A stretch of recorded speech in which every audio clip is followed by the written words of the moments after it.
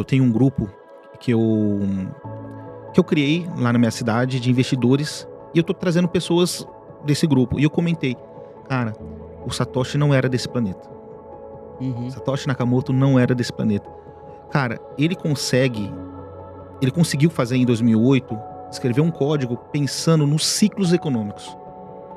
E a gente vê que esses ciclos econômicos, eles acontecem independente ou não. Parece que é uma rima. Ele se rima a partir dos anos. E, cara, ou ele tem um conhecimento muito fora do comum, ou ele não é daqui mesmo. Vem um conhecimento ou um grupo de pessoas que ajuntaram uma bagagem muito grande de mercado. Porque a gente sabe que o mercado é feito de ciclos, né? O mercado em geral. Mas ele ter colocado isso no time da criação dele, do Bitcoin, é muito interessante. Todo mundo acha que o Bitcoin já está muito caro. Já passou a oportunidade. Isso é a mentalidade de quem está começando. Achar que o Bitcoin está caro. Aí a hora que a pessoa começa a entender sobre o mercado, vê que o Bitcoin está de graça ainda. E a gente começa, de forma leiga, a comprar moedinha barata. Moedinha do hype, moedinha de youtuber, moedinha do Elon Musk. Então, cara, eu não vou criticar quem faz isso, porque eu já fiz. Porque por mais que as outras criptomoedas sejam descentralizadas no seu protocolo, mas tem dono, tem sede, tem tudo. Não tem um servidor central, ponto. Mas existe dono. Você quer afetar o preço do Ethereum? Esse menino Vitalik, o Vitalik Buterin, Buterin, né? Vitalik Buterin, né? Buterin, isso. Se esse menino morrer, o que acontece com o preço do Ethereum amanhã? Desaba. Agora o que acontece? E se o Satoshi morrer? A gente não sabe quem é Satoshi, cara. Não, o Bitcoin já é uma commodity. É uma commodity. Ele não tem mais dono, ele nunca teve dono o Bitcoin. Agora o Ethereum é uma empresa.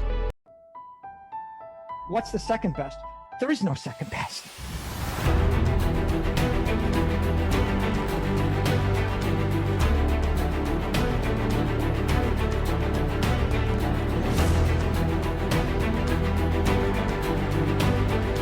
Which one's the best crypto asset? Largest holders of Bitcoin. Does anyone know that? How about that? All your models are destroyed, completely devastated. Bitcoin goes to the moon.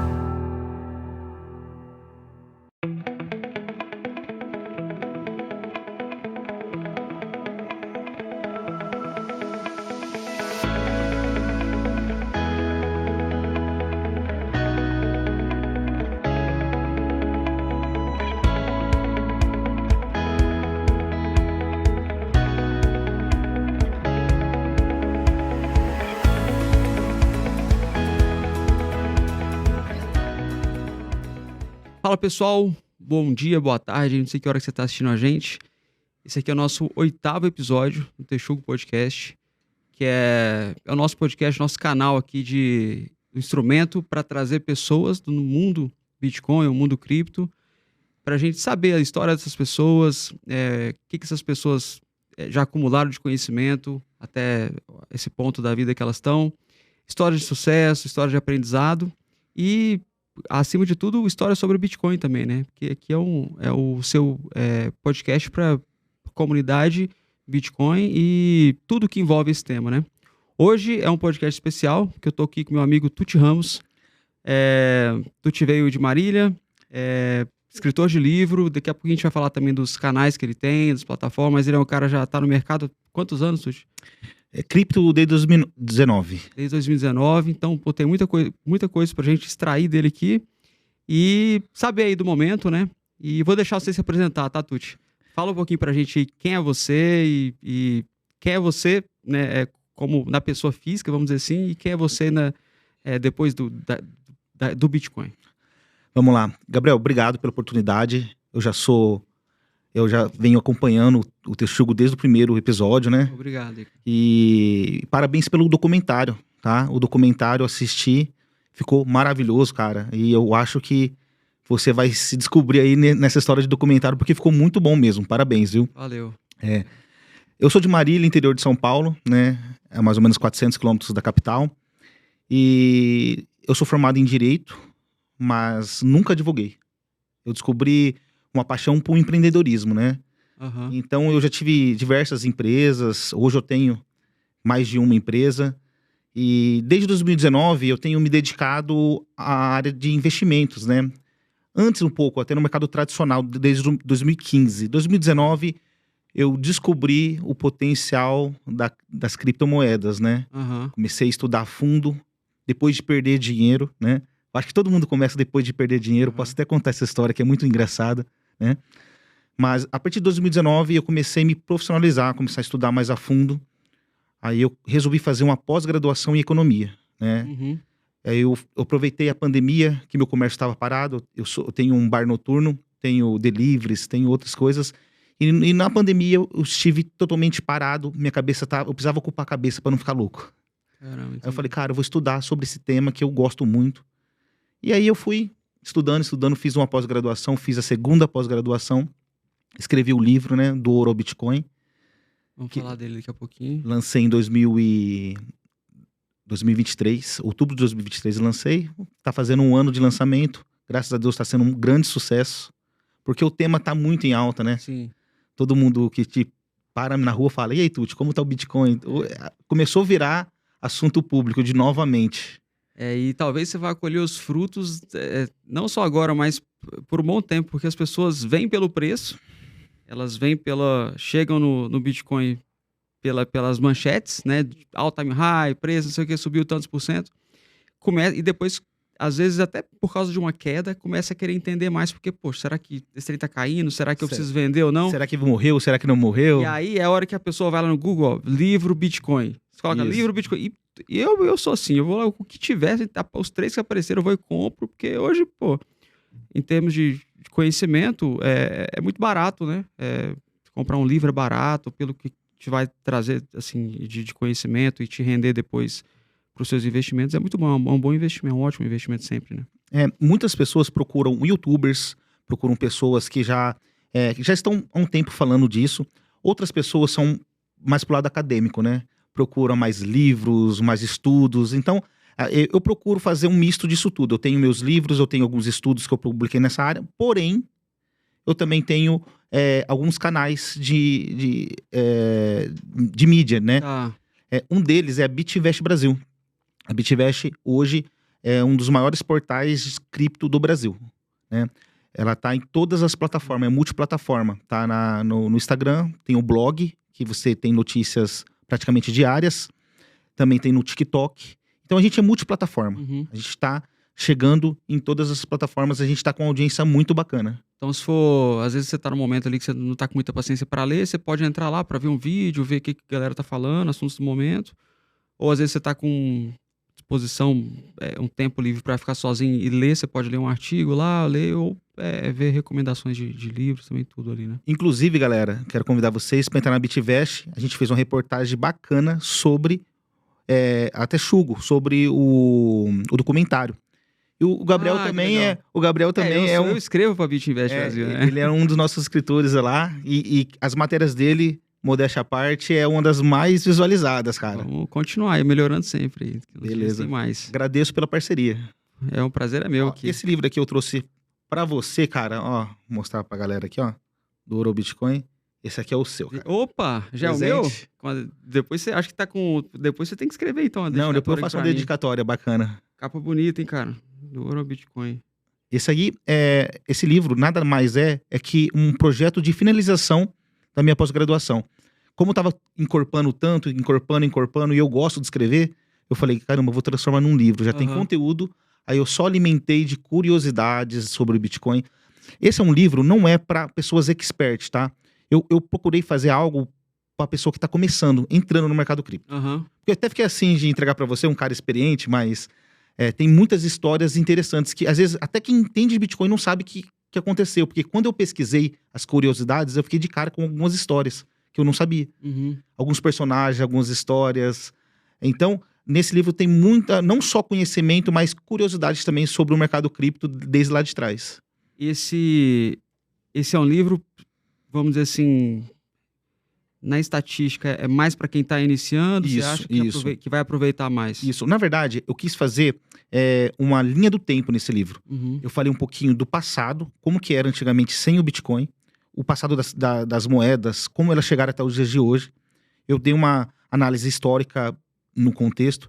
Eu coloquei o Bitcoin, aí eu entrei em contexto de explicar o que é Bitcoin, o que é criptomoeda, o que é DeFi, o que é Smart Contract. Um guia iniciantes.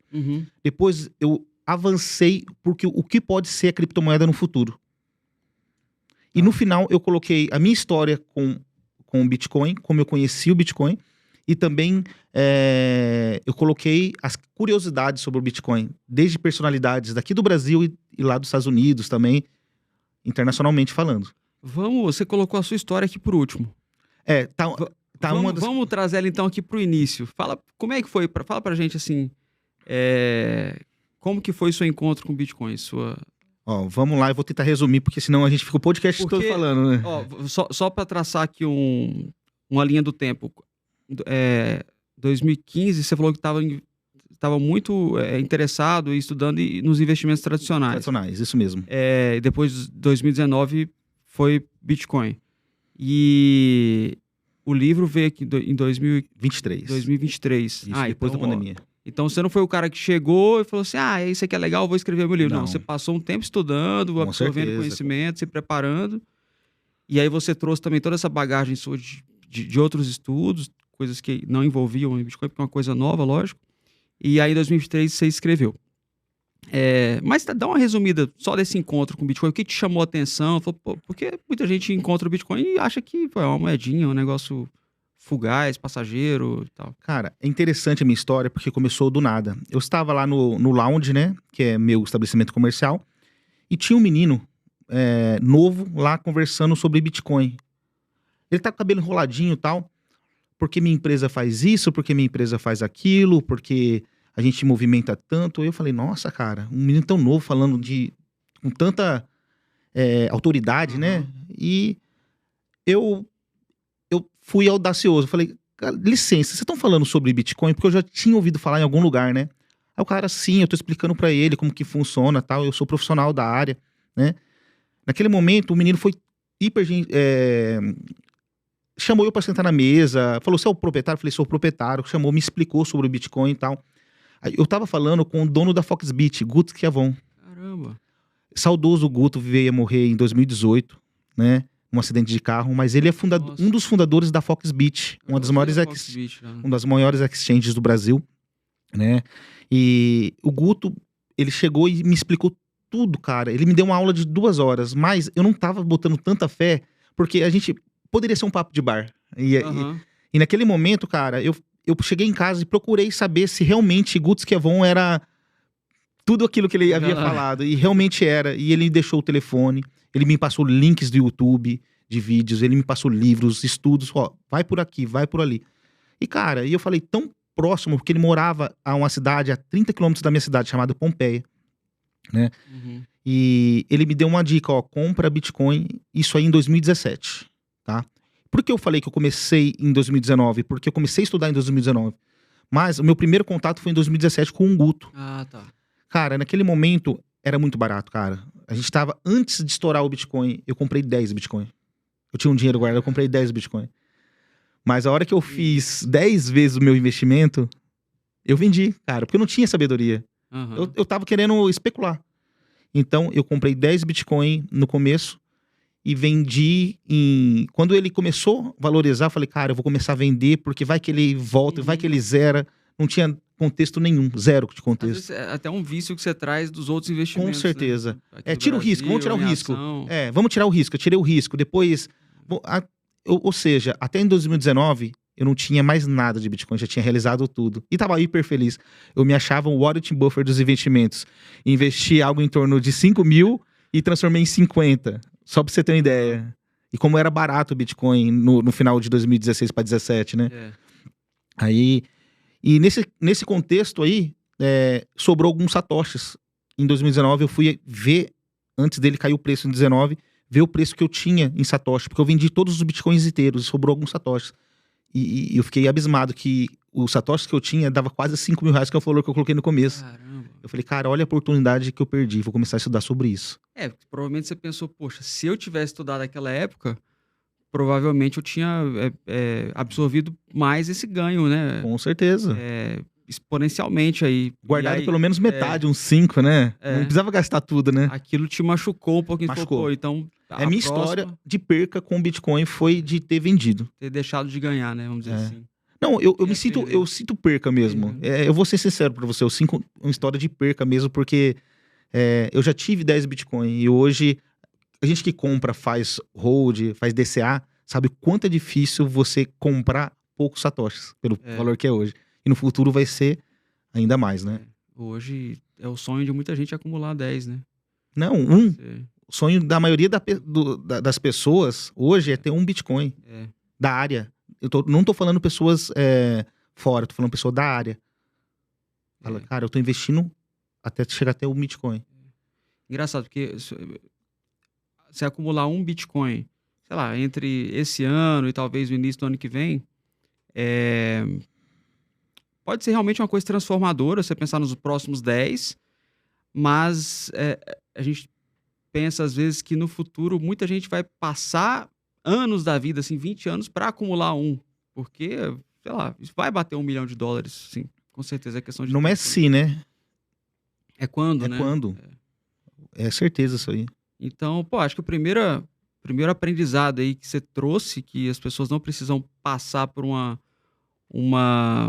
sei lá, um momento desse traumatizante, né, para as finanças, é que ao invés de você perder ou deixar de ganhar, estuda agora. Isso. Tenta entender melhor o Bitcoin, o que é, para quando ele valorizar 10 vezes, você saber o que fazer, Saber né? o que fazer. E outra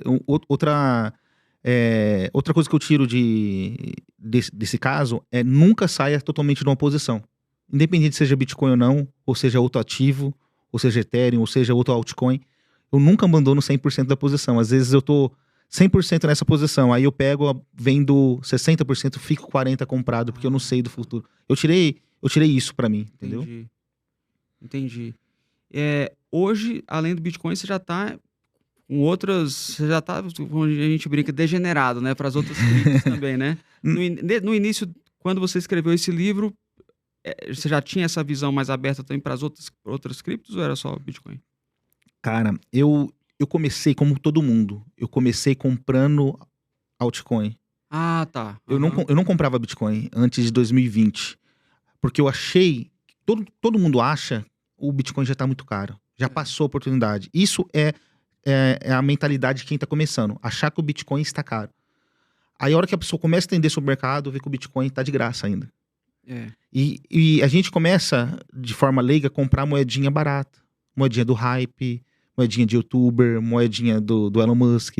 Então, cara, eu não vou criticar quem faz isso, porque eu já fiz. E também, já fiz isso. e também eu não vou criticar porque eu tive um hype de ganho muito grande na sorte. Porque eu peguei a estourada de 2020, 2021 com moedinha. Estourou tudo, cara. E eu ganhei muito dinheiro nessa época, com moedinha que não tem projeto nenhum. Então, acho que, tipo assim, foi um mal necessário pra mim estar nesses projetos. Hoje eu sou praticamente 80% da minha carteira Bitcoin. Eu tô ficando cada dia mais maximalista. Cada dia que passa, eu fico mais maximalista. Interessante, cara. Interessante saber isso aí. E aí, quando eu escuto as pessoas falando assim, tô ficando cada vez mais maximalista e tal, é meio que parece aquela pessoa da igreja que traz a outra pra visitar a igreja e fala assim, eu quero voltar pra essa igreja, acho que eu vou entrar pra sua religião.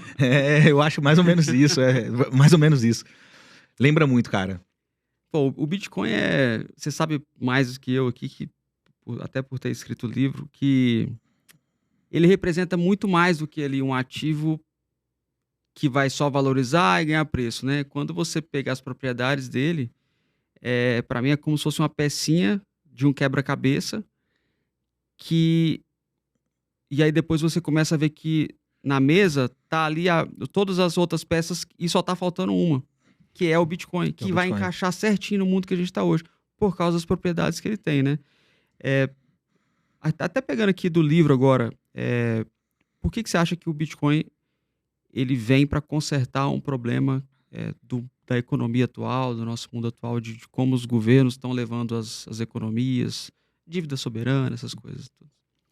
Eu tava comentando ontem, eu tenho um grupo que eu criei lá na minha cidade de investidores e eu tô trazendo pessoas desse grupo. E eu comentei, cara, o Satoshi não era desse planeta. Uhum. Satoshi Nakamoto não era desse planeta. Cara, ele conseguiu fazer em 2008, escrever um código pensando nos ciclos econômicos. E a gente vê que esses ciclos econômicos, eles acontecem independente ou não. Parece que é uma rima. Ele se rima a partir dos anos. E, cara, ou ele tem um conhecimento muito fora do comum, ou ele não é daqui mesmo. Vem um conhecimento ou um grupo de pessoas que ajuntaram uma bagagem muito grande de mercado. Porque a gente sabe que o mercado é feito de ciclos, né? O mercado em geral. Uhum. Mas ele ter colocado isso no time da criação dele, do Bitcoin, é muito interessante. É incrível mesmo. Né? Por exemplo, nessa semana, a gente pode observar isso. Na mesma semana, corte de taxa de juros norte-americana, eleições norte-americanas, que aumenta o M2 global, que é a liquidez, né? Porque nenhum partido político, independente de ser aqui ou nos Estados Unidos, quer perder, segurando a economia, ele quer liberar, então ele libera dinheiro. Então, ele colocou o halving no mesmo ano da eleição norte-americanas. Então, não sei se for por acaso, eu tenho certeza que não foi por acaso. Então, ele consegue prever os ciclos econômicos e tudo dá certo. A Bull Run dependia de várias coisas para dar certo e todas as coisas dão certo em todos os ciclos. A gente estava esperando uma eleição do Trump, diminuição de taxa de juros e tudo está acontecendo da forma que a gente esperava, que todo mundo falava, de acordo com o ciclo de mercado, de um código que foi feito em 2008. Tem noção disso, cara? É incrível, né? É para se pensar mesmo que foi alguém de outro mundo, ou de outra cabeça de outro planeta. Eu costumo pensar, e até assim, não escrevam isso, esqueça o que eu vou falar aqui. Porque Eu já sei o que você vai falar, eu acho que eu concordo. Porque não é nada científico, não é nada que uma pessoa, sei lá, um investidor falaria, mas eu realmente acho que Deus está nisso. Eu concordo. Entendeu? Eu concordo 100%. Porque são muitos pontos sensíveis que se um ponto desse errado, e não é nem só no ciclo, não só no ciclo, até vou chegar nisso, mas em toda a estrutura dessa invenção, se um ponto desse errado, tudo ia dar errado. Tudo ia. É só a gente pensar um ponto, por exemplo, a questão da criação ética, a criação pura, a criação, a concepção imaculada, né? Que o cara criou e ele não tocou nessa grana, tá lá, bilhões de dólares que o cara não tocou. Então, se esse cara tivesse aí numa lancha em Dubai, já era credibilidade. Não ia ser uma commodity, não ia ser. A credibilidade ia acabar. Então é um ponto sem falar de outros, né? Sei lá, se fosse Proof of Stake, não ia dar certo, porque precisa do Proof of Work que conecta a rede em algo real desse ser humano, que realmente vem de uma energia e uma força real, que é o... E descentraliza isso aí. E descentraliza aqui, porque o Bitcoin centralizado não seria nada também. Então, tem a questão dos halvings, a questão do tempo do bloco, tudo isso aí, talvez se uma coisinha desse errado, tudo ia dar errado. Então, tudo ia dar errado. Aí a gente chega nessas conclusões, assim, ou é alguém de outro planeta... Ou tem um QI muito além do que a gente pode entender, porque tem pessoas que são à frente do nosso tempo, né? Ele, com certeza, era uma delas. Então... A gente pode pensar em algo espiritual, que ele foi dado essa missão. A gente pode pensar em várias as coisas nesse sentido, porque é uma ferramenta de liberdade sem precedentes antes na história da humanidade. Eu penso assim, Deus está em todas as coisas, claro, mas eu penso que Deus... Sabe aquela sensação assim, Deus quer que isso dê certo, não tem como. Tipo, são muitas variáveis que estão se repetindo, assim, é como se você estivesse ganhando loteria várias vezes, isso, sabe, no ano. Com certeza. Então, é praticamente um milagre. Então, acho que até por essa concepção muito ética, que combina com a questão divina, acho que Deus quer que dê certo. Até porque, Tuti, o final disso tudo é para fazer bem para as pessoas, para quem trabalha, né? Para a pessoa que está trabalhando ali e os governos estão tirando o valor do trabalho dela. Então, faz muito sentido Deus falar assim, vamos parar com essa bagunça aqui, então não vai ser dilúvio agora não, agora eu vou salvar vocês. Então, teve uma época que Deus tirou pessoas de Israel, porque tinha um cara lá querendo matar as pessoas, outro querendo matar o bebê, aí o bebê...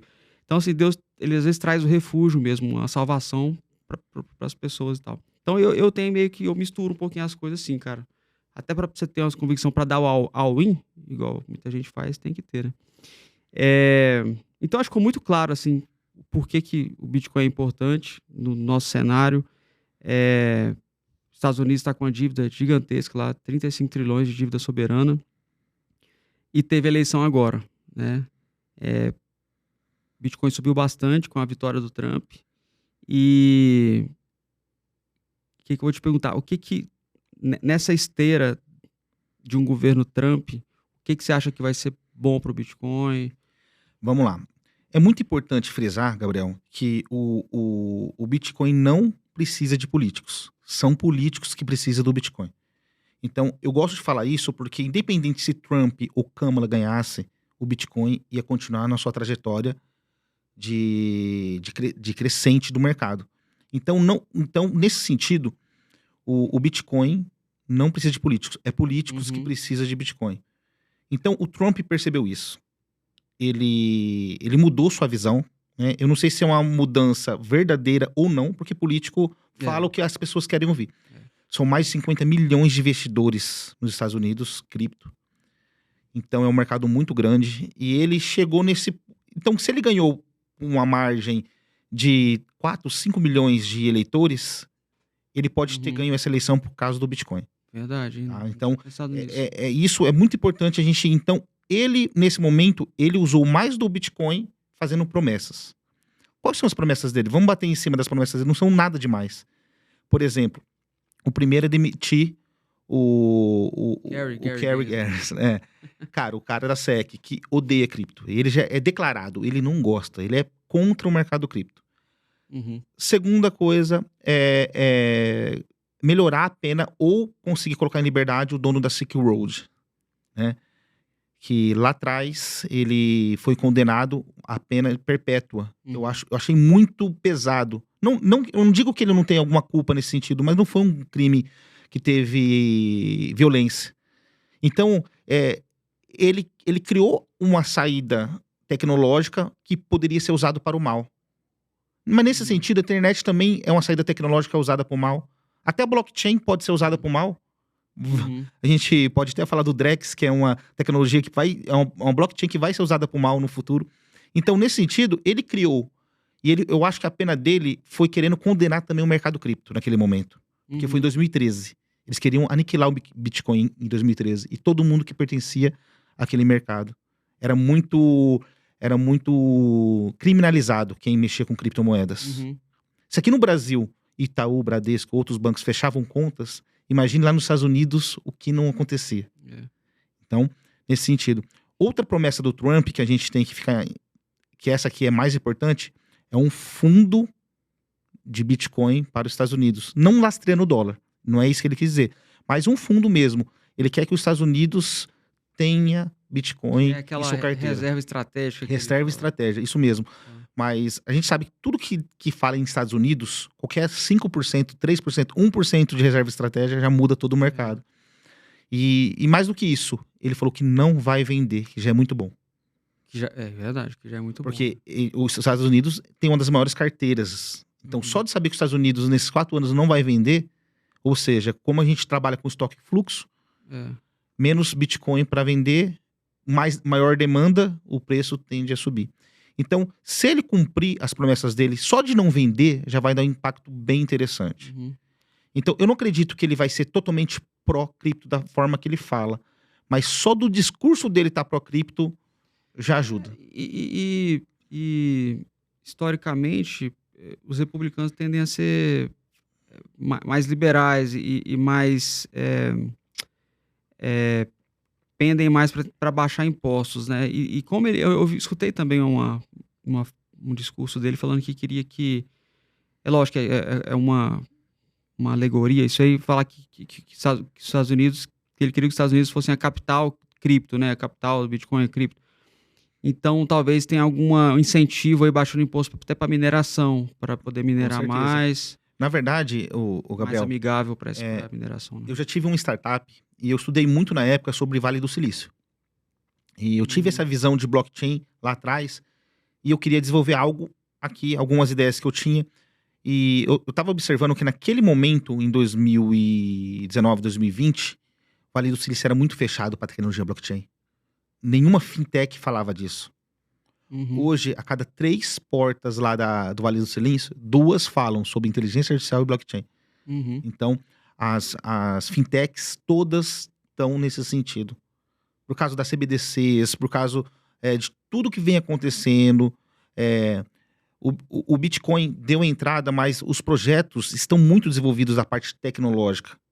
Às vezes eles estão imaturos da parte comercial ou da parte financeira, mas da parte tecnológica os projetos estão muito desenvolvidos nesse Uhum. sentido. Eu falo da Solana, da Ethereum, da Avalanche, da Near. Esses projetos grandes, só que a gente fala com alta volatilidade ainda. Tá. Ou seja, ele é imaturo para o mercado. Porém, na parte tecnológica, ele está trazendo muitas mudanças para o mercado. E para nossas vidas, em breve a gente vai começar a perceber isso. Aham. Essas outras Essas tecnologias, né? Essas outras tecnologias que vão vir através da blockchain. O que eu tenho ouvido falar mais agora, o que está mais em voga, é a questão da tokenização, né? Que Projetos RWA, né? que querendo ou não, dependem dessas tecnologias blockchain, Ethereum, essas outras coisas, né? Eu também estou esperando muito quando que a gente vai ver até uma... eu me considero... Eu acho esse termo muito discutível, a questão do maximalismo. Eu acho muito discutível. Eu acho assim... eu vejo muito a questão essa polêmica que teve com o Saylor, até vou querer a sua opinião, da questão da frase dele da custódia. Não sei se você viu isso Eu aí, vi né? isso aí. É até engraçado que eu fiquei, no dia anterior, eu fiquei 12 horas editando, eu tava aprendendo a editar, fiquei 12 horas editando um vídeo falando bem dele. Aí no outro dia, Ele soltou os caras metendo pau. pau. Mas ele teve essa polêmica, e eu vi até ali no Twitter, né, o pessoal da comunidade, é um traidor, é o Judas, não sei o quê, sei o quê.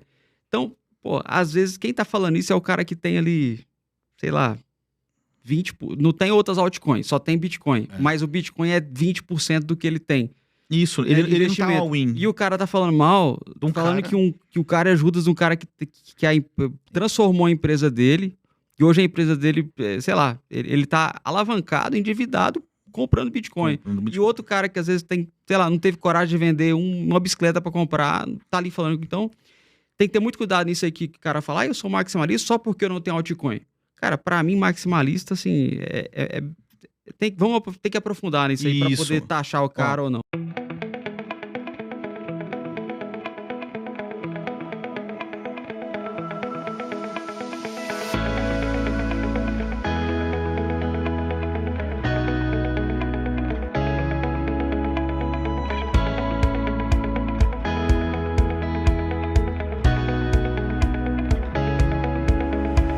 Não sabe? Eu concordo, porque na vanguarda de tecnologia, o Bitcoin não tá na dianteira. Tá? Uhum. O Bitcoin ele tá na dianteira na parte política, na parte estratégia. Dentro da blockchain, a gente fala do trilema, né? Sim, Segurança, descentralização e escalabilidade. A parte de escalabilidade do Bitcoin não é tão interessante. E a moeda fraca, ela circula mais que a moeda forte. O Bitcoin é moeda forte. Então ela não vai circular. Eu não vou fazer uma transação com você, porque se eu posso te pagar em real que desvaloriza, eu vou te pagar em satoshis. Não vou te pagar em satoshis, cara. Eu vou guardar esses satoshis. Então, o Bitcoin como moeda, eu acho que ele é limitado nesse sentido, porque ninguém vai querer questionável transacionar. mesmo. Agora, o Bitcoin como uma ferramenta de liberdade, uma segurança nos investimentos, assim como o ouro foi até os dias de hoje, eu acho que é bem por aí o futuro do Bitcoin. O Bitcoin ele não vai ser moeda entre as pessoas. Ah, Tuti, então você não acredita na Light Network? Eu acredito. Tá dando certo, né? Porém, eu não tenho vontade de pagar nada em Bitcoin. Uhum. Eu quero guardar meu Bitcoin, eu não quero comprar. Então, nesse sentido, as pessoas pensam dessa forma. A moeda mais fraca circula mais do que a moeda mais forte. Isso concordo plenamente, mas eu vou fazer um papel de advogado do diabo aqui, Claro. só para instigar mais. E se no futuro... É igual aquela coisa, né? O início, quando foi o início da vida aqui no planeta Terra, né? Várias coisas tiveram que acontecer ao mesmo tempo para surgir a primeira molécula e tal. antes de Bitcoin se tornar uma moeda de troca, um consenso de moeda de troca, algo, né, factível e tal, primeiro ele tem que passar esse estágio de se transformar em reserva de valor, um consenso mundial. E até lá ele vai absorver todos os prêmios monetários de imóveis, né, real estate, S&P, muito do ouro também, e outros investimentos aí. Então, chegou em reserva de valor. Aí, nesse momento, eu acho que a volatilidade dele é baixa, mas ele continua ali uma constante de, sei lá, uns 15% ao ano, talvez, mas mais estável, sem aquela volatilidade toda. E aí, Tuti, eu vou trazer para esse cenário do Bitcoin sem tanta volatilidade, e já um consenso de uma reserva, um dinheiro. E aí eu trago para esse cenário os governos com a CBDC. E aí? Isso é complicado. E aí, você acha que essa não é todo o ingrediente ali na panela para ter um estímulo para a galera começar a usar o Bitcoin, até para sua privacidade? Vamos entender a CBDC a fundo. Vamos lá. O Drex aqui no Brasil, nosso real digital. Eu concordo com você pode ser o bot salva-vidas, mas nesse sentido, ó, vamos entender o Drex para a gente saber que contexto que a gente vai precisar do Bitcoin. O Drex vem da tecnologia blockchain. A blockchain é uma tecnologia que pode ser usada tanto para o bem quanto para o mal, assim como a internet. Uhum. Então, eu acredito que o Drex, sendo bem utilizado, pode trazer um avanço para a sociedade. Todo mundo só fala, o Drex é uma ferramenta de roubar a liberdade. Eu concordo, porque os governos são autoritários. Uhum. Principalmente alguns do que a gente está vivendo hoje, não só no Brasil, com o autoritarismo que eu acredito que tem da parte do judiciário, mas outros no mundo também. Então, sim, o Bitcoin é uma ferramenta de liberdade e o Drex seria, nesse sentido, uma ferramenta de trazer as pessoas ficar cada vez mais dependente do Estado. Mas tem pontos bons também nessa tecnologia. Então, por exemplo, né, qual que é a blockchain por trás do Drex? Chama Hyperledger Bezos. Hyperledger Bezos. Ah, é?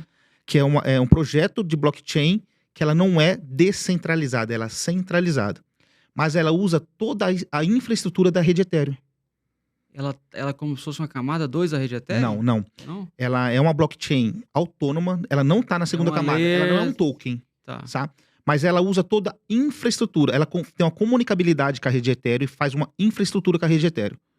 Ou seja, ela consegue ter, além de fazer a transmissão só de valores, de informações, ela consegue ter NFT, token, tudo que a rede Ethereum faz, o Drex também vai fazer. Mas ela emula a rede Ethereum ou ela na prática vai estar ligada com a rede Ethereum? Vamos lá, ela não emula, ela é uma cópia da tecnologia, porém, ela está usando a infraestrutura, ela usa segurança, ela usa a mesma tecnologia da rede Ethereum. Ele é um empréstimo de tecnologia que faz. Ele não é a mesma, ele não está na segunda camada da rede Ethereum, mas ele consegue usar a infraestrutura, a segurança de tudo que a Ethereum produz. Mas de forma, a Ethereum é descentralizada até certo ponto. Uhum. E essa rede é centralizada. Essa é a tecnologia da Hyperledger Bezos, que é a tecnologia por trás da blockchain da Drex. Entendi. Tá? Não que... E a partir disso, o nosso Drex vai ter contratos inteligentes também. Isso já foi... Já foi feito, já está certo. Eles já falaram isso, já que vai ter essa empresa vai ter contrato inteligente. O que isso pode avançar na nossa sociedade? O Brasil, no caso. Vamos lá. Vai ter o Drex, eu compro um carro seu, Gabriel. A partir do momento que eu compro o carro seu, automaticamente é criado um NFT, que é o documento desse carro, vai ser criado um NFT, e vai ser, no mesmo momento que eu paguei para você com o Drex, já transfere a propriedade do carro para mim. Eu não preciso fazer mais transferência. Olha o avanço bacana. Casa, mesma coisa. Vai transferir o Drex como forma de pagamento, vincula ao contrato inteligente, que vai rodar na blockchain do governo, e faz a propriedade da casa. Você é da área da saúde, não é? Uhum. Então, imagine a área da saúde trabalhando com a blockchain do governo para alimentar os bancos de dados, prontuários. Uhum. Ou seja, você vai consultar aquela pessoa que vai ter uma hash, cada pessoa vai ter uma hash como se fosse uma carteira, e saber todo o histórico familiar de doenças dela, interligar isso aí. Então, Entendi. isso é avanços que vai trazer para a saúde. Também a parte de licitação de medicamentos, licitação de materiais de forma prefeitura, estado. Imagine com um contrato inteligente, a prefeitura pode pagar você, mas só liberar a partir do momento que você executar o contrato. Uhum. O contrato inteligente ele vai revolucionar a administração pública e vai transformar, deixando essa administração pública de uma forma mais transparente, menos corruptível. Isso não vai tirar muita taxa de vários setores, tipo cartório? Com certeza. Será que não vai ter uma resistência ou já tá tendo? Cara, contra a internet também teve resistência. O taxista teve a resistência contra o Uber, mas contra a tecnologia você aceita. Você não tem como brigar contra ela. No começo, você pode até criar algo para dificultar. Mas esse é o futuro da tecnologia. Então, o Drex em si é ruim? Eu concordo com você, porque é uma ferramenta boa, mas se utilizado por um governo autoritário, pode prejudicar o cidadão. Mas se utilizado por um governo para frente, pode ser uma ferramenta de mudança excepcional para a sociedade. Aham. Em vários sentidos. Até do sentido de proteger o Estado contra os políticos corruptos. Uhum. Então, existe a parte boa dentro de uma blockchain centralizada dentro do governo. Eleições transparentes. A gente poderia fazer eleições transparentes via blockchain. De Uhum. forma que não tem como burlar a eleição. Que não existe um hacker ainda que conseguiu burlar um sistema de uma blockchain totalmente segura. Uhum. Mas o que acontece? Eles não querem. Os políticos não querem algo desse. Sabe por que eles estão criando o Drex nesse primeiro momento? Primeiramente, para controlar as pessoas que não pagam imposto. Mas é o seguinte, eu tô triste contra isso? Sim, porque existe os pequenos comerciantes que eles sonegam impostos não porque ele querem, é por legítima defesa. Se ele não fizer isso, ele não paga as contas dele. Tô falando do grande. Uhum. Tô falando do pequenininho. E como aquele pequenininho vai poder fazer tudo, pagando tudo e competir com o grande? E o cara que está em estado de necessidade, morador de rua, como que vai fazer os pagamentos se tirar esse dinheiro físico? Então, várias coisas que a sociedade vai ter que conversar, vai ter que debater para a chegada do Drex. O Drex está em sandbox. Para quem não conhece a terminologia sandbox, existe o aplicativo principal e o aplicativo de teste. Quem é da área da programação entende isso aí. Quando você está testando um negócio que já está pronto, coloca em sandbox. E o Drex já se encontra em sandbox. As instituições já estão fazendo transferências com Drex. Testes. Tipo teste. A área de sandbox é a área de teste do Drex. E já está acontecendo. Ou seja, passando nos testes. Deu um errinho aqui, corrige lá. Então, ano que vem já está pronto para entrar essa ferramenta. Eu sei que dias atrás eu entrevistei a Flávia, e ela é embaixadora da Leak, que é uma tokenizadora. Faz tokenização de recebíveis, SCRA, essas coisas.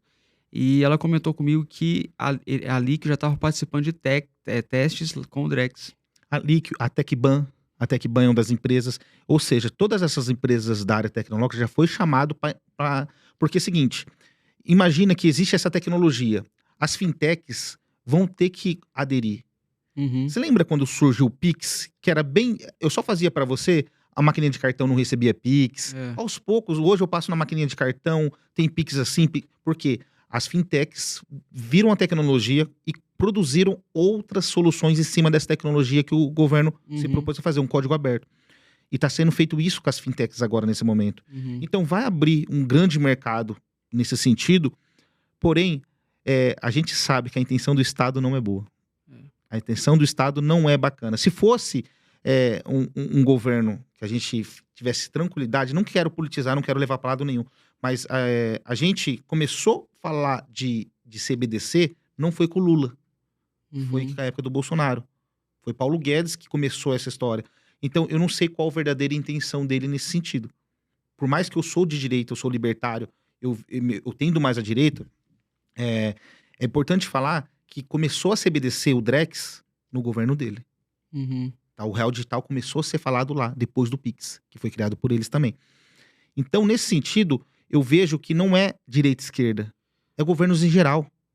será que não foi meio que um mecanismo de defesa contra as criptomoedas? Fala assim, pô, esse pessoal tá inventando as moedas aí, e se elas forem melhor para transacionar que o real, a gente precisa fazer algo tecnológico também, Com certeza. digital, Eles estão vamos correndo atrás do fazer, prejuízo. né?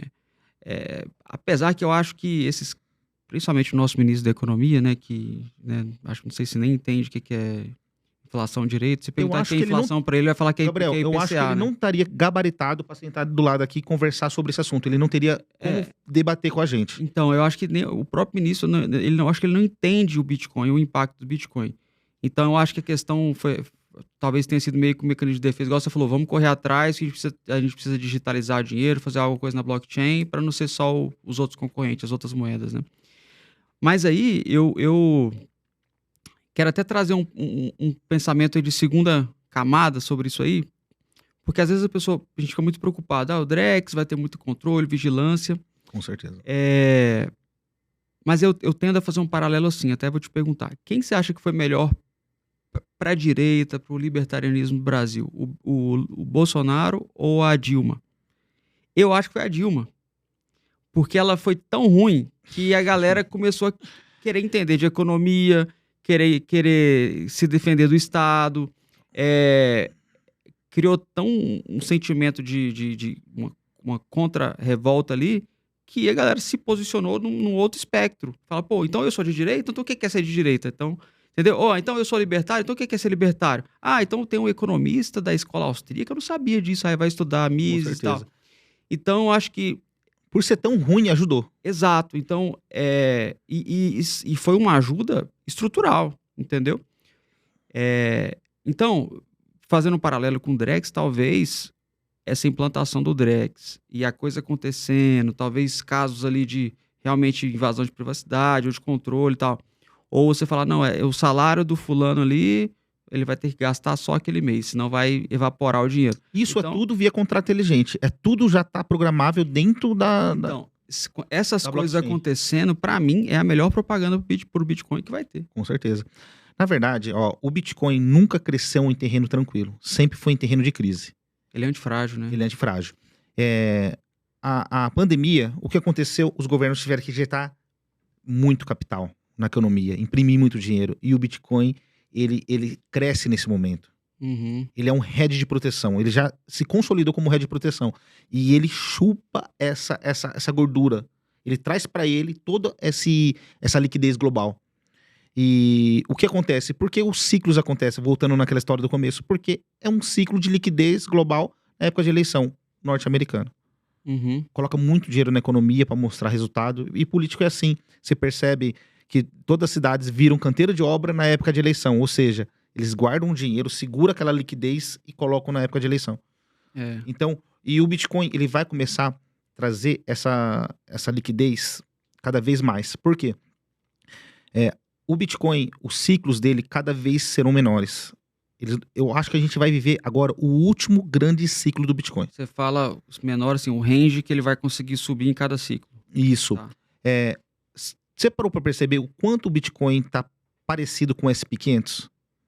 Não. O gráfico. Se você colocar um gráfico em cima do outro, você pode perceber que o SP500 e o Bitcoin parece um SP500 alavancado. Ou seja, o institucional entrou de uma certa forma esse ano com a aprovação do ETF e ele já abocalhou uma grande parte do Bitcoin. Grande parte mesmo. Nesse sentido, o institucional, ele pensa igual.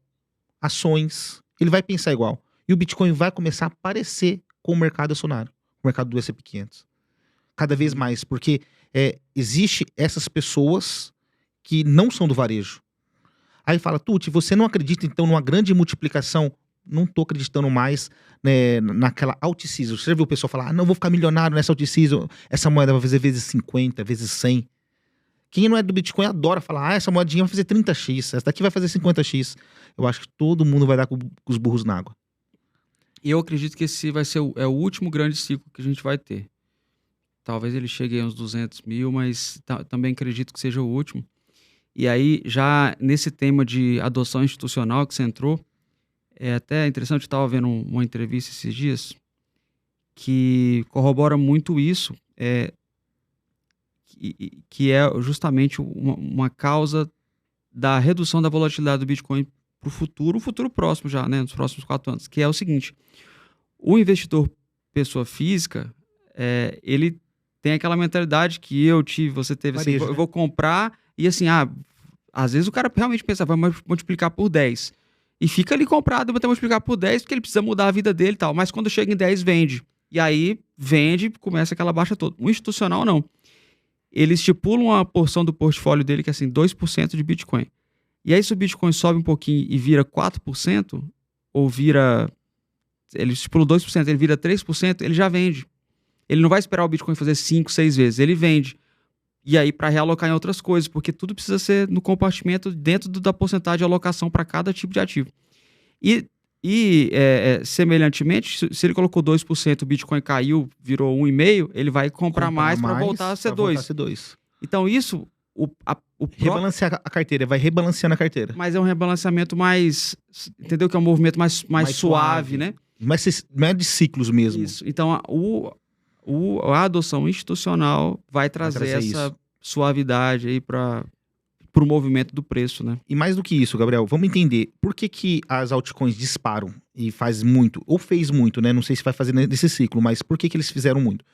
Porque o Bitcoin bate uma 80% de relevância no mercado, aí as pessoas fazem um pouco de lucro no Bitcoin e falam, que moeda que tem para mim fazer uma multiplicação? Tem o Ethereum, tem a Solana, tem outro, tem um projetinho assim. Então vai derramando o lucro que você já teve no Bitcoin sobre as altcoins. Nesse momento a gente chama de alt season. Né? Porém, a gente tem que observar que, não que eu não acredito que vai ter sim, mas não na proporção que foi no passado. De moedas fazer 160 vezes, 100 vezes. Acredito que não, acho que vai ser muito mais tranquilo nesse sentido. Por quê? Existem vários projetos. E outra coisa, quem vai fazer isso é o varejo. E o varejo hoje, ele é ainda a maioria no Bitcoin. Ele tem ainda a maioria, mas o pessoal institucional entrou muito forte. Em um ano, ele abocanhou quase 40% do Bitcoin. Ou seja, esse 40% vai se comportar de outra forma. Que é menos volatilidade, da forma que você falou. Mas esses outros 60% que é o varejo, ainda vai fazer isso. Mas no próximo ciclo, a gente não vai ter 40% institucional, a gente vai ter 80% institucional e 20% de varejo. Então, cada vez mais, isso vai começar a diminuir. Então, por isso que eu falo, essa é uma última grande oportunidade de multiplicação de capital da forma que aconteceu dentro da cripto. E não vai ser igual dos ciclos passados, onde uma moedinha fazia 100x. Eu tenho isso para mim, de acordo com o estudo. Eu falei esses dias com um pessoal que é muito ligado ao altcoin, falou, não, você não tá sabendo de nada. Tal. Falei, tudo bem. Você tá muito maximalista. Você só acredita no Bitcoin. Não, eu tenho altcoin. Porque eu acho que nesse momento agora, é interessante você estar um pouquinho exposto, porque a multiplicação pode ser interessante. Pode ser até maior do que do Bitcoin. E será. Né? Porém, não é da forma que as pessoas estão pensando, transformar 5 mil em 1 milhão. Eu acho que isso já ocorreu.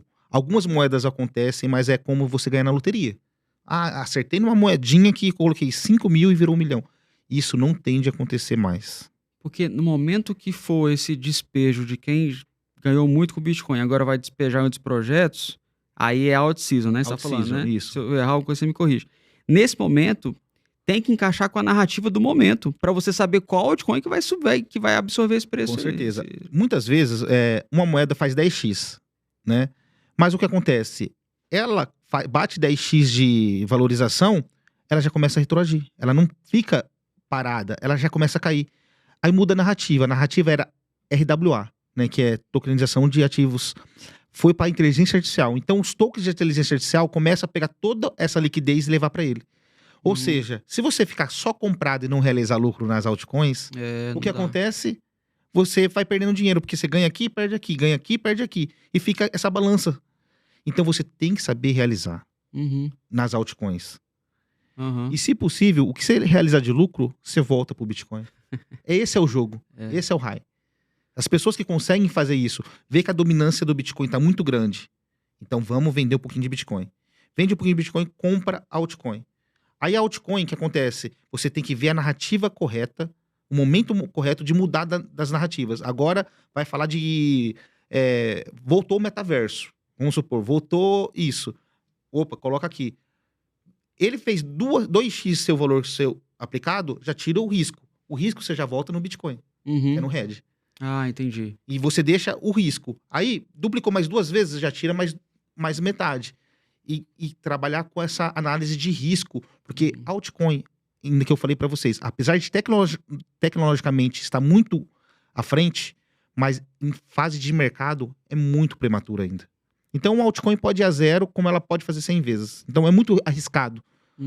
Principalmente pra gente que costuma entrar forte, costuma... no Bitcoin... Você é mais agressivo, né? Arrojado, né? Arrojado. Então, nesse sentido, eu vejo muitas pessoas perdendo dinheiro por causa disso. Sabe uma narrativa que tá vindo igual uma bola de boliche, assim, pra derrubar a narrativa das altcoins todas, cara? Interessantíssimo. É a da MicroStrategy como uma meme coin do Bitcoin. Uma altcoin, não é nem altcoin, mas como uma mimetizadora da volatilidade das altcoins. Por quê? Porque ele tá totalmente alavancado e ele pega a valorização das ações, aí ele emite novas ações, com esse dinheiro ele compra o Bitcoin, e ele comprando Bitcoin ele gera mais escassez, o Bitcoin sobe, então... Ele tá fazendo um ciclo como com ele tá mesmo. alavancado, se o Bitcoin sobe uma vez, ele sobe 3. Então, muita gente... Você tá bem incipiente agora, você pensando, poxa, por que eu vou comprar um altcoin que eu nem consigo estudar direitinho o projeto? E não compro uma STMR, né, do MicroStrategy. Se eu tô querendo um negócio que quando o Bitcoin sobe 1, ele sobe 3, se eu posso comprar a ação desse cara que vai subir 3 com o Bitcoin, com fundamento, então, tá vendo? Olha as narrativas, como é que elas vêm, a gente tem que ficar atento, né? Porque isso é real mesmo, até eu tô pensando em fazer isso. E muito interessante que o Bitcoin, ele abriu uma vanguarda nova. Ele abriu o contrato inteligente na sua segunda camada. E a atualização foi nesse halving. Então, a partir desse halving agora que teve esse ano, você pode comprar ativos, tokens que estão na segunda rede da camada do Bitcoin. São os Ordinals, tá. e os Runes, né? E os Runes entrou Qual uma... a diferença dos dois? Eu não vou saber, que é um pouco técnico a parte... Tá. A diferença é um pouco técnica, mas os Runes é um avanço das Ordinals. Tá. Né? Uhum. Ele tem, tipo assim, tanto escalabilidade ou tanto... Mas o que é interessante a gente Como se entender? ele transformasse um Satoshi em um NFT? Alguma coisa assim? Não, na verdade, não Satoshi. Ele usa uma segunda camada. Ele não usa a primeira camada. O Satoshi, digamos assim, está na primeira camada do Bitcoin. Ele usa toda a infraestrutura do Bitcoin para colocar tokens, igual a rede Ethereum faz. Uhum. Ou seja, o Bitcoin, ele conversa a primeira camada, os satoshis, a comunicabilidade, o dinheiro. Mas a segunda camada é troca de informações. Você vai poder registrar um NFT dentro do Bitcoin. Você vai poder... ter um token, tipo uma meme coin dentro do Bitcoin. Entendi. Aí, os mais maximalistas falam, não gosto, mas eu acho interessante. Porque é o seguinte, o Bitcoin, ele tem que continuar remunerando os mineradores. Isso é a base de segurança do Bitcoin. E com esse aproveitamento na segunda camada gera taxas. Tudo está circulando é taxa. Isso é dividido entre a mineração. Com halving, o que acontece? Os mineradores vão ganhar cada vez menos com a mineração. Eles começam a ganhar mais com taxa. Então, se o Bitcoin não se desenvolver tecnologicamente para esse lado, ele vai ficar uma hora escasso. O escasso que eu digo é tecnologicamente falando. Uhum. E os mineradores não vão ter o porquê fazer isso. Porque a remuneração precisa de máquinas mais avançadas e não vai valer a pena. Mas aí tem as taxas. A única coisa que eles vão ganhar são as taxas de transação, né? Isso. E outra coisa, quem quer especular mais, por que não especular na segunda rede do Bitcoin? Porque se pessoas que compraram moedinha da segunda rede do Ethereum ficaram milionárias, da Solana ficaram milionárias, por que não do Bitcoin? Entendeu? Porque, caramba, a gente tá falando de um token que tá na rede do Bitcoin.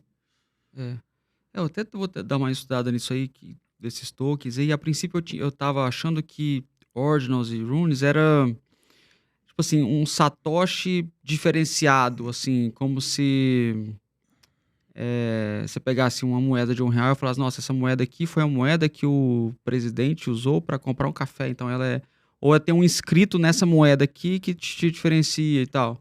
Eu achei que era isso, era o próprio Satoshizinho diferenciado.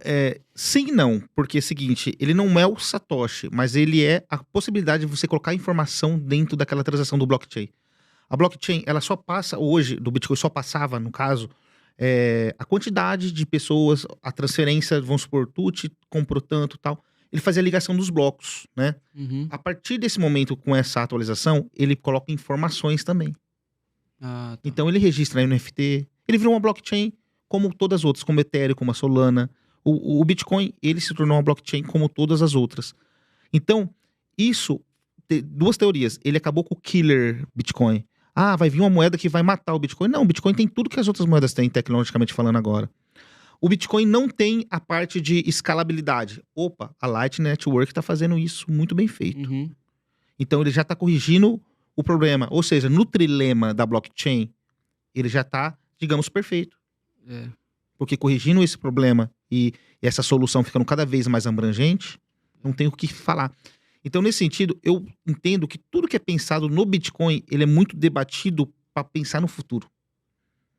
Uhum. Porque senão, o que acontece? O Bitcoin fica um dinossauro, tecnologicamente falando.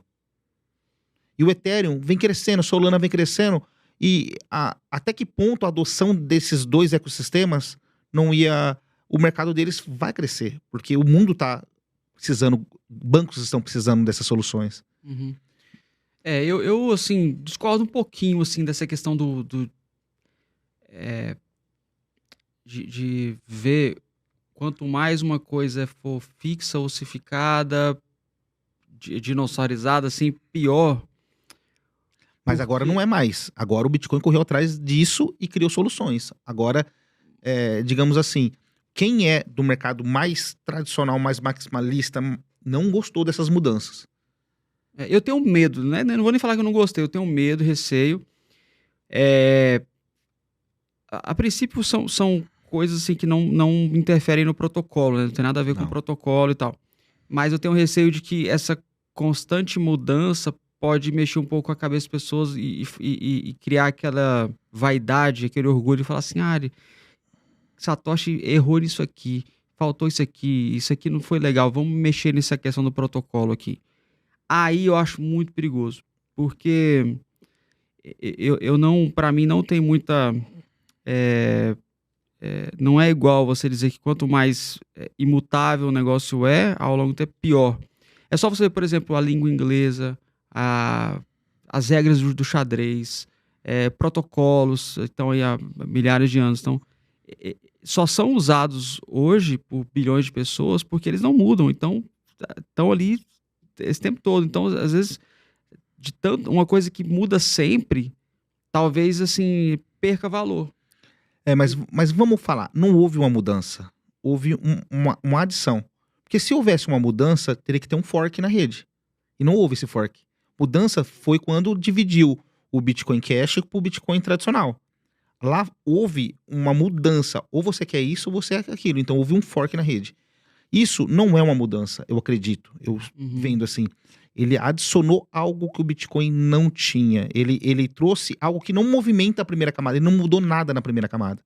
Ele trouxe uma funcionalidade para a segunda camada para poder melhorar a segurança dele. Entendi. É em prol da segurança. Porque, imagine, o Bitcoin é um ciclo vicioso. Você precisa ter mais mineradores para gerar mais hash rate de mineração, para dar mais segurança.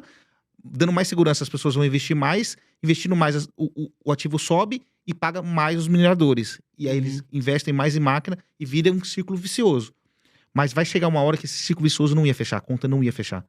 Então eu ia desligar minha pool de mineração, o outro ia desligar dele, o outro ia desligar, e o Bitcoin ia começar a ficar fraco. E fraco no momento que a computação quântica está voando. Então não poderia.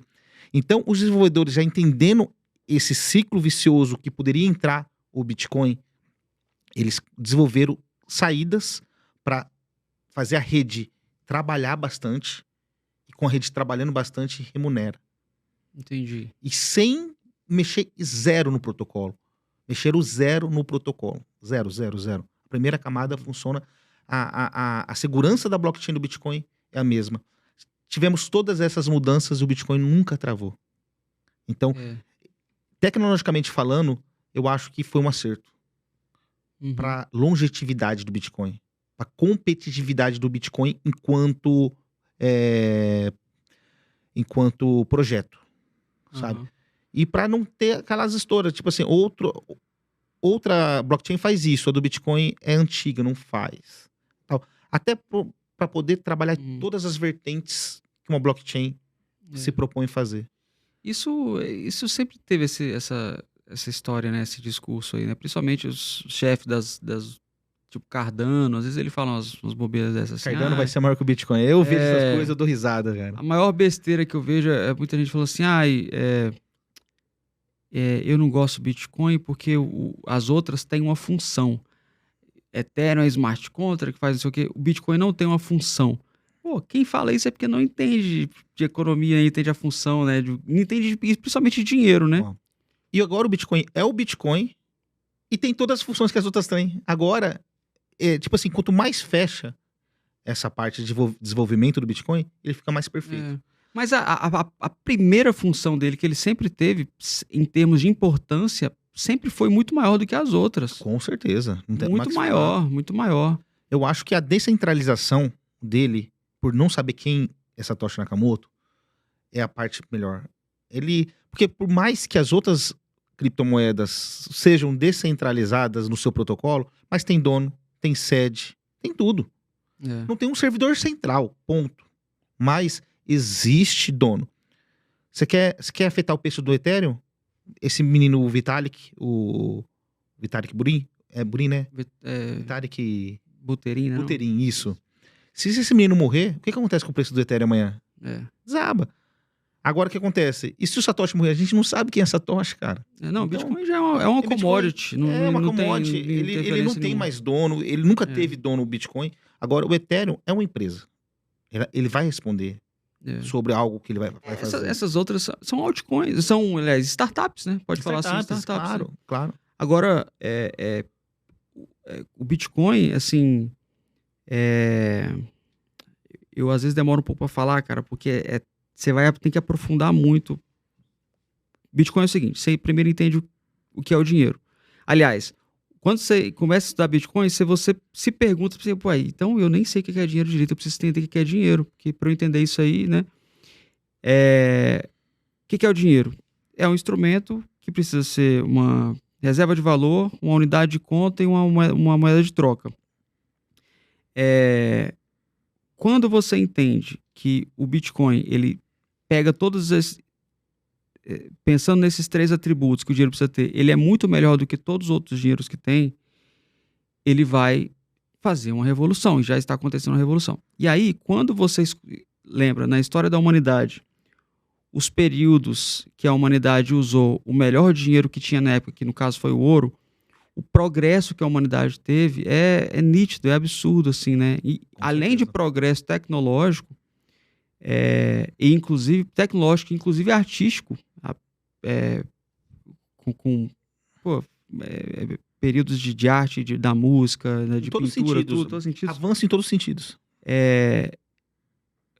Quando você pensa que a humanidade só teve isso quando estava usando um dinheiro forte, e além disso, períodos de paz, olha só, usar dinheiro bom traz paz para a humanidade. Você vê o tanto que o Bitcoin é importante. Ele não muda, ele não tem smart contracts. Cara, mas ele vai ajudar a trazer paz para o mundo, ele vai ajudar a trazer avanço, progresso, tecnologia, e acima de tudo, ele pode transformar um país que a população era pobre em uma população que é acumuladora de capital e que vai investir em progresso depois. Hein? É aquela história do rapaz que sai para pescar todo dia no barquinho, né? Aí ele pega o peixe e tal, e só para comer. Aí, um belo dia, ele vê que ele pode guardar a pesca daquele dia num dinheirinho que vai acumular. Então, aquilo estimula ele sempre comprar um peixinho a mais para guardar. E aí, com o que ele guardou, ele consegue construir um barco maior. E com esse barco maior, depois de 2 anos, ele vai conseguir pegar 10 vezes mais peixe. E é assim que a humanidade evolui, né? Se você não tiver um dinheiro que guarda isso, ele sempre vai pegar só o peixe que dá para ele comer e acabou. Entrando nesse assunto nesse ecossistema, o dinheiro fiduciário tá fadado. A gente não sabe... Fadado ao fracasso. Ao fracasso. A gente não sabe quando Não, a gente não sabe se, a gente sabe quando vai. É uma bolha. É uma bolha. Uhum. Todo mundo falava que o Bitcoin é uma bolha, lembra? É verdade. A gente está descobrindo que a verdadeira bolha é o endividamento dos estados. O dinheiro está sendo impresso de forma à la vontade, à vontade, assim. Então, de acordo com a vontade política dos estados, liga a impressora, aperta um botãozinho e se imprime dinheiro. Então, isso não tem como dar certo. Nunca deu na história da humanidade. A gente está falando de história desde 1971 para cá. Que o presidente Nixon colocou o fim do lastro do dólar em ouro. Ou seja, de 71 para cá, olha o estrago que já fez. Se a gente colocar algo em torno de 20, 30 anos lá na frente, a gente está falando de muita miséria, muita inflação. E os países... Então, os países que entenderem esse hedge antes, que tem alguns países que já entenderam. Por exemplo, El Salvador. Isso, olha, você tá pensando no melhor caso, eu tô pensando em guerra já. Viu?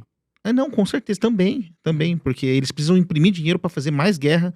A guerra ela é muito cara para estar se fazendo. Então, nesse sentido, eu tô pensando só em estourar uma bolha, uma crise mundial que tá para chegar. Eu não sei se 10 anos, não sei se 5 anos, não sei se 20, depende dessa tratativa, né? Mas o Bitcoin, ele tá mostrando outro caminho. Ele tá mostrando.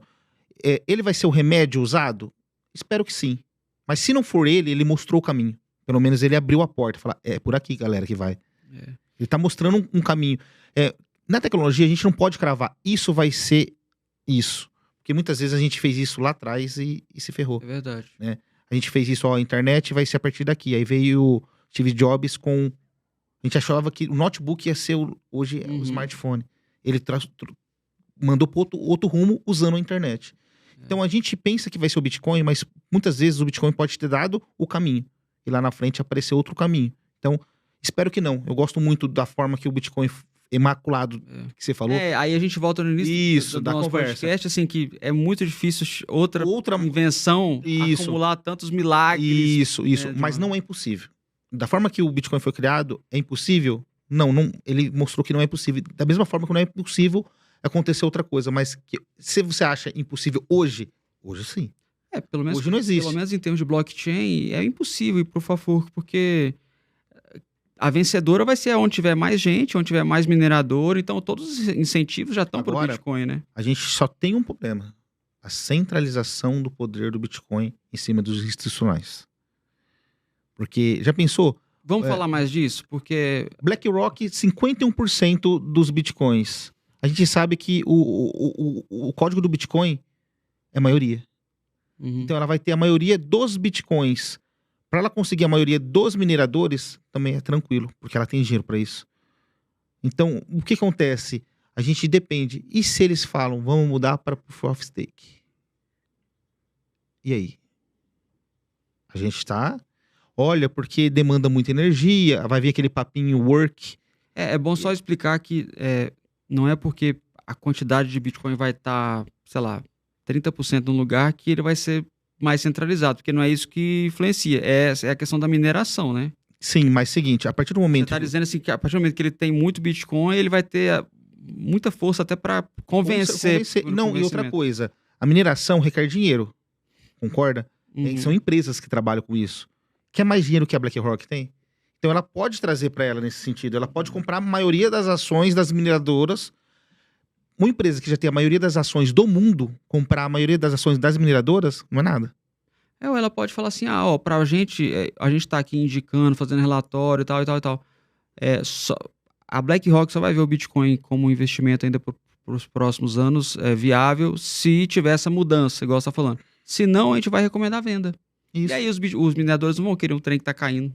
Isso aí. Né? Cara, só a influência que ele usa, você falou perfeitamente. Ele não precisa nem comprar ações. Só usando a influência da BlackRock, ele consegue mudar esse jogo. Então, o que acontece? A gente vai ter anos perigosos pela aí pra frente. Não vai ser só flores. Isso que é importante falar, porque a gente fala que o Bitcoin parece que vai ser só flores, mas a gente ficou feliz que a BlackRock entrou, ficou. Mas lá na frente pode ser uma debandada em outro sentido. Então, muitas vezes a gente vai ter que entender tudo que está acontecendo e avaliar se foi bom ou não. Muitas pessoas falam, a entrada da BlackRock não foi boa. Para mim, como investidor, foi Eu perfeita. achei maravilhosa também. Eu também, mas seguinte, o que ela vai fazer com esse poder? Porque ela vai ter um poder na mão. E ela já tá com um imenso poder. E agora, a partir de agora, o que ela falar no mercado vai ser feito. Então, nesse sentido, para que lado eles vão levar? Porque a BlackRock é americana. O Trump já falou que quer ser pioneiro da área de criptomoeda. Então, o que acontece? Eles querem centralizar o poder para os Estados Unidos não perder. Porque é o seguinte, pensa comigo, os Estados Unidos está perdendo o hedge do dólar. O dólar não tem como segurar mais como moeda mundial durante muito tempo. Qual que é o próximo dólar? Não existe. Só para você ter ideia, eu falei no meu livro aqui, ó, as moedas mundiais são as moedas das maiores potências de guerra. Hoje, se tiver uma nova guerra, acaba o mundo. As armas estão tão evoluídas que ninguém vai ganhar dos Estados Unidos sem o mundo acabar. Os Estados Unidos não perde mais o hedge de maior potência bélica do mundo sem acabar o mundo. Ninguém vai morrer com zap aqui e não utilizar. Só os Estados Unidos conseguem, só as armas dele conseguem acabar com o mundo. Aí você soma com China, com Rússia. Então não tem como. Então não vai ter uma nova moeda estatal. Porque ninguém vai acabar com os Estados Unidos. E tirar o dólar. Então não existe como ter uma nova...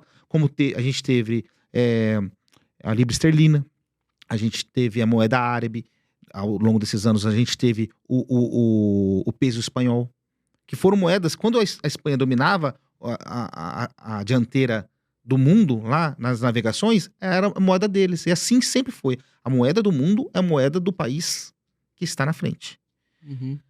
Mas agora não existe essas condições da China ganhar dos Estados Unidos e colocar a moeda deles, porque acabaria com o mundo. Você entendeu? Então, precisa de ter uma moeda descentralizada para que não dê o título de maior potência para nenhum país.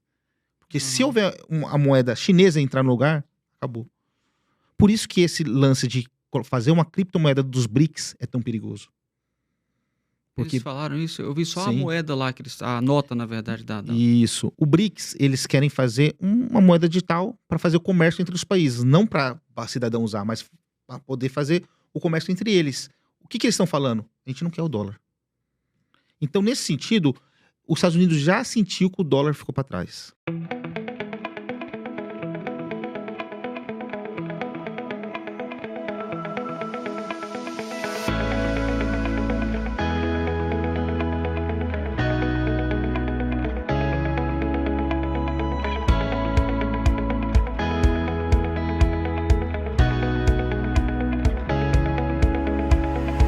O próprio abolição ali do petrodólar também, já acabou isso, eles não estão usando só mais do dólar. que isso, eles tiraram a Rússia do sistema SWIFT, ou seja, a Rússia não usa mais dólar, e mesmo assim a Rússia vem crescendo sua moeda, o rublo. Então, nesse sentido, eles mostraram pro mundo que, eu não preciso mais do dólar. A Rússia deu esse recado agora, com essa guerra. Eles estão minerando Bitcoin, oficialmente, e os Emirados Árabes também estão minerando Bitcoin. Cara, o Bitcoin é a nova onda mundial. Todo mundo tá correndo atrás do prejuízo agora. Todo mundo acordou. Esse ano foi o ano do despertar, o ano do abrir dos olhos. Agora, os Estados Unidos vai começar a correr atrás dessa tecnologia porque eles sabem que tem potencial. Não vou falar aqui 100%, mas tem potencial de ser o dinheiro que vai fazer a integração entre os países.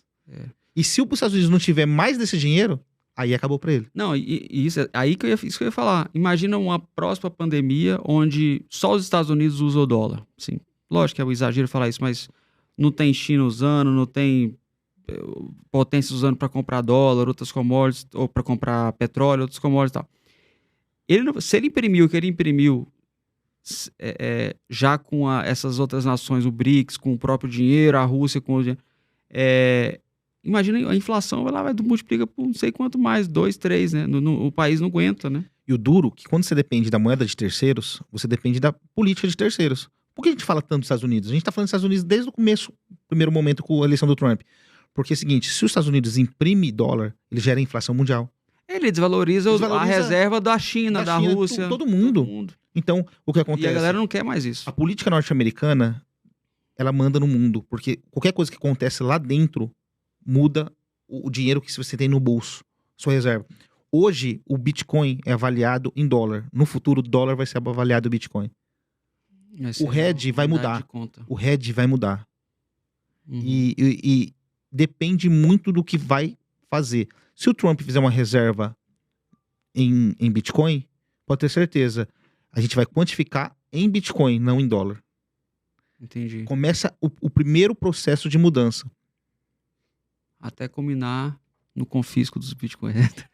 Não, Que é uma pode grande ser, polêmica também, Pode né? ser, mas na parte de código, a parte que foi escrito o Bitcoin, eu acho que ele consegue fazer isso igual a China fez, por leis.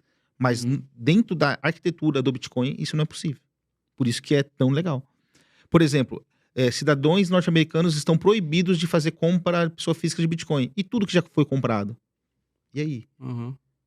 Entendeu? Então, é muito difícil. Outra coisa, num país que preza a liberdade.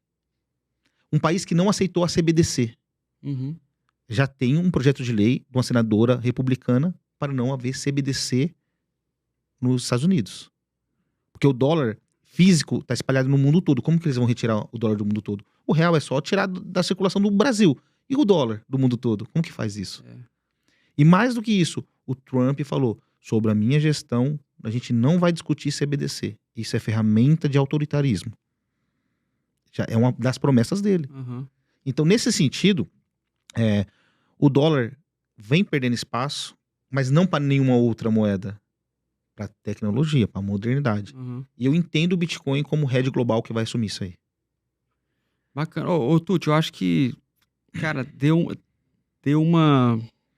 um aperitivo muito bom do que tá no livro aqui. O pessoal já viu que quando se fala em Bitcoin, você não vai ver no livro aqui, só assim, compra tal momento, vende tal momento para ganhar dinheiro. Você precisa ter uma bagagem de história, de todos os...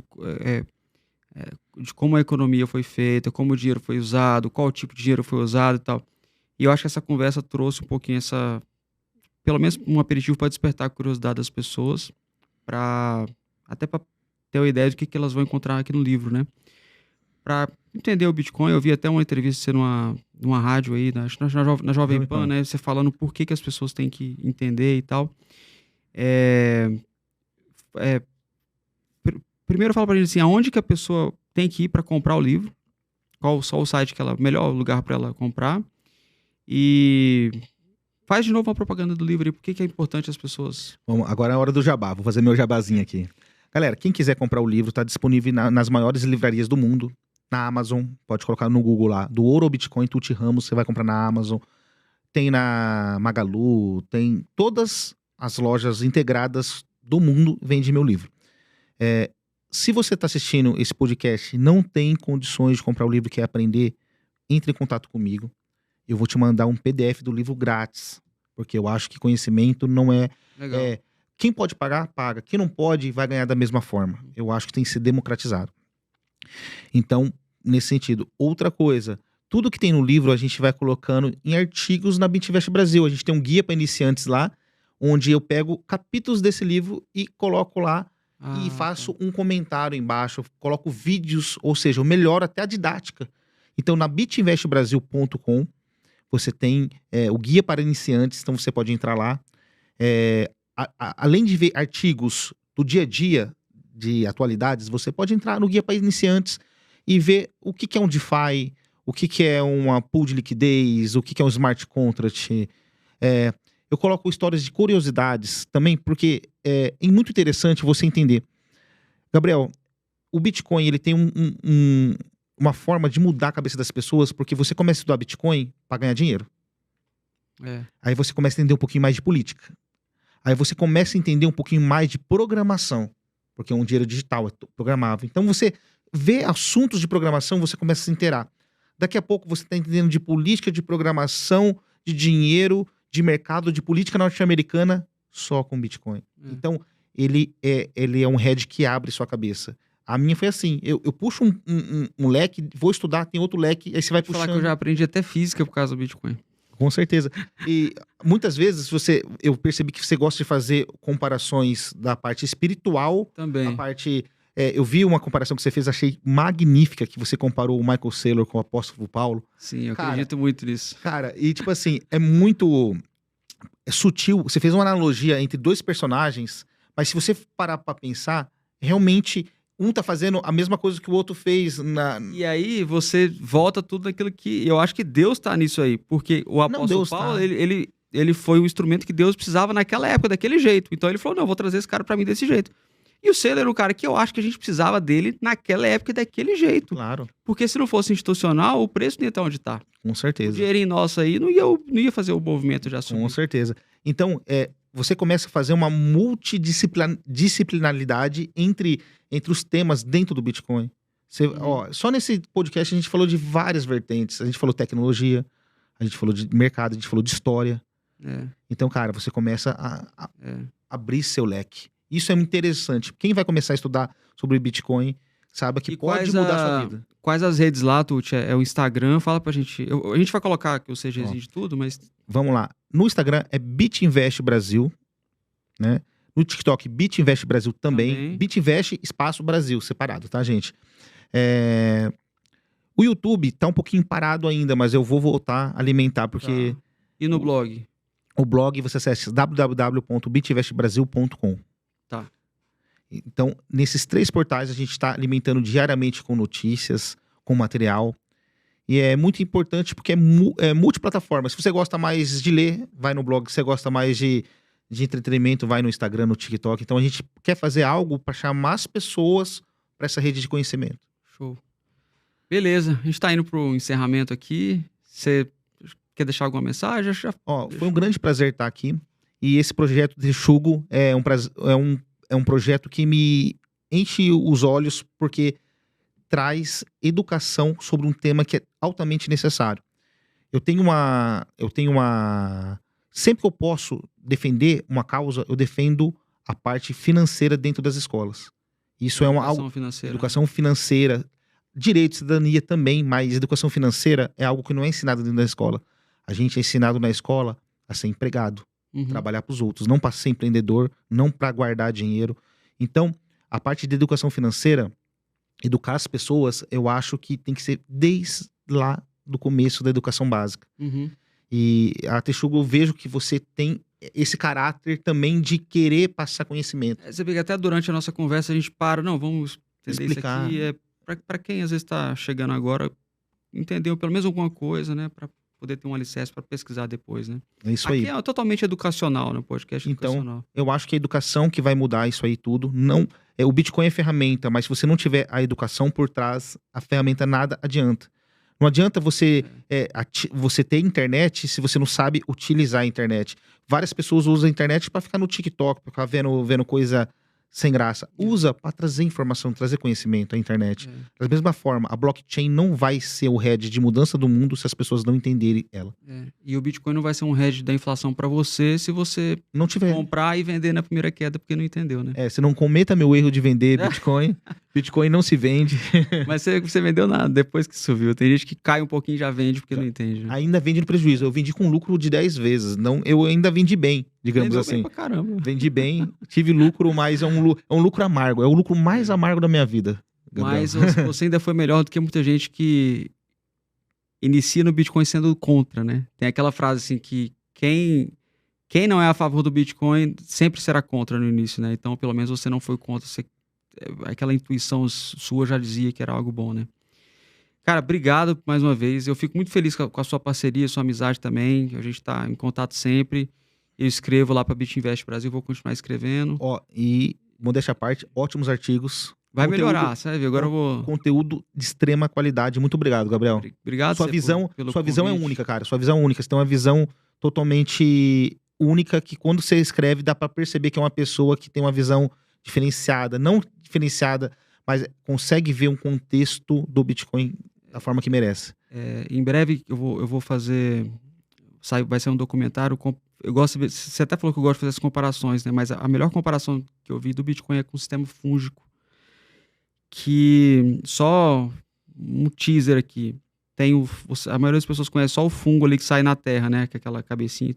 Por baixo tem um micélio, que é uma rede microscópica de fibras que conectam todos os fungos ali. Você pensa numa floresta embaixo das árvores, embaixo da terra, tem toda essa rede de micélio, que são fiozinhos ali.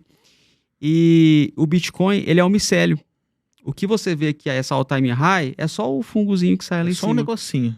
Mas Só a ponta do iceberg. o Bitcoin é um micélio, é uma rede, e aí depois vocês vão ver, mas já começa a estudar o que essa rede faz e por que ela é tão importante. E porque se tivesse um desastre hoje no mundo, um meteoro, sabe qual é o único ser vivo que ia ficar vivo? O fungo. O fungo. O fungo. Por causa de várias coisas Vou que vocês vão procurar ver no estudar sobre próprio... isso. Não, no próximo artigo. E por que texugo? Por que você escolheu o texugo? Eu falei, vou perguntar pra ele no podcast, cara. Porque esse animal é surpreendente, né, cara? Esse animal é surpreendente, ele é o mascote do Bitcoin, né? Já há vários anos a comunidade já elegeu ele como o mascote, o representante do Bitcoin no mundo animal, porque ele é totalmente antifrágil. Ele é o animal mais B10 da natureza, assim, mais, tipo, resiliente. É o cara que não tá nem aí. Ele briga com leão, cobra, ele não tem medo de nada, nada assusta ele. E ele é guiado dizem, né, que ele é guiado por um objetivo. Tem um pássaro lá que dá um sinal, que canta e fala onde tem o mel. Por isso ele é o texugo do mel. E ele define a meta dele de pegar esse mel e ele vai atrás. E aí ele não tá nem aí pra leão, cobra. A cobra pica ele dorme 3 dias e depois ele acorda e continua. Ele não morre, cara. Ou seja, ele representa tudo que o Bitcoin já passou, né? De morrer 300 vezes, né? Entre aspas, né? Eu imaginava que era isso, mas eu queria ouvir de você, cara. Muito legal, hein? E assim, eu fiquei fã dele. Eu acho que ele é subestimado, pouca gente fala. Todo mundo pensa no leão, no tigre. E eu falei, pô, eu quero esse bicho em destaque. Que a galera tem que conhecer. Foi bacana. Obrigado pela oportunidade, viu, Gabriel? Pô, eu que Foi um agradeço. prazer estar aqui. Apertar sua mão aqui na frente das câmeras também. Obrigado mesmo, espero que você volte outras vezes aí pra gente bater outro papo aí. Fazer o convite, eu vou viajar 400 km na hora que você falar e vou vir aqui conversar com vocês. Show de bola, obrigado mesmo. Obrigado, viu? Pessoal, se você gostou dessa entrevista, ajuda o nosso canal aqui a se manter e a crescer. Então, curte esse vídeo, compartilha o podcast, essa entrevista e o canal com outras pessoas também. Só o fato de você se inscrever aqui e curtir já dá ânimo pra gente continuar e trazer mais pessoas e continuar crescendo. Então, além do podcast, a gente vai começar agora com conteúdo educacional, com aulas, praticamente aulas mesmo, no nosso canal. E o podcast vai continuar sendo esse instrumento para trazer pessoas da área, da comunidade Bitcoin, mas que vem de várias áreas diferentes. Dessa forma, a gente consegue acumular um pouquinho o melhor de cada um, né? De cada pessoa. Beleza? Então continua com a gente. Obrigado aí pela sua atenção. Um abraço. What's the second best? There is no second best.